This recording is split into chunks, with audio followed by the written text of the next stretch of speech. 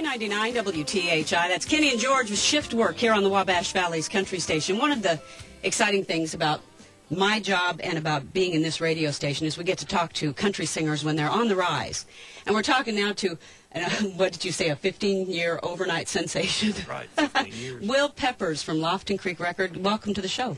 Hello, thank you. You are from Alabama, but you spent the last 15 years in Nashville. Are you a solo act? I am. So you travel by yourself, no band goes along with you? Mr. Brad Taylor from Lofton there, we're just kind of doing that radio tour right now, but I'm a solo guy.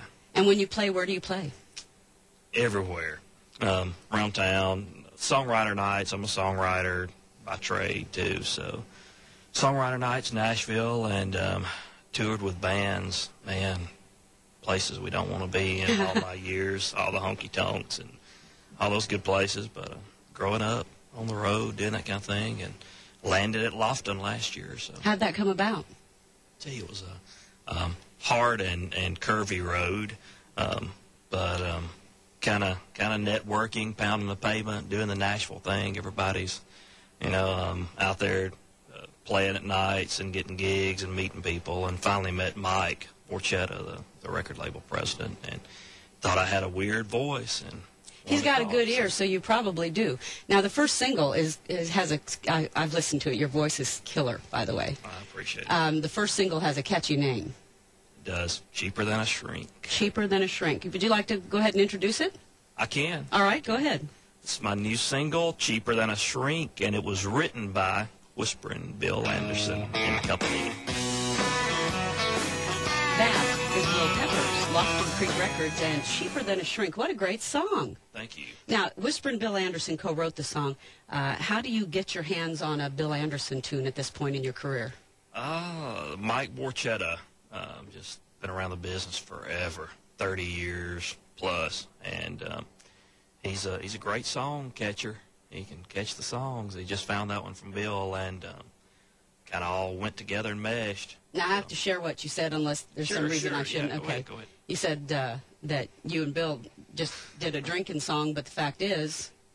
That's right. We go to church together. Which is kind of cute.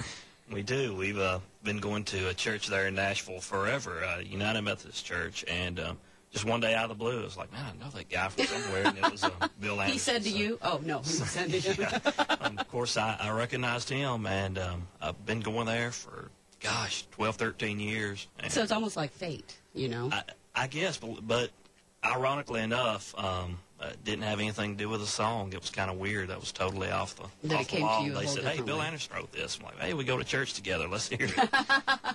Now, when you were growing up, did you know this was what you wanted to do? I did. My dad did it. Family did it. Oh, okay. Granddad did it. And I've never had any success except the local stuff and playing shows locally. And I was probably 8 years old and sang with Dad's band, and somebody gave me $5.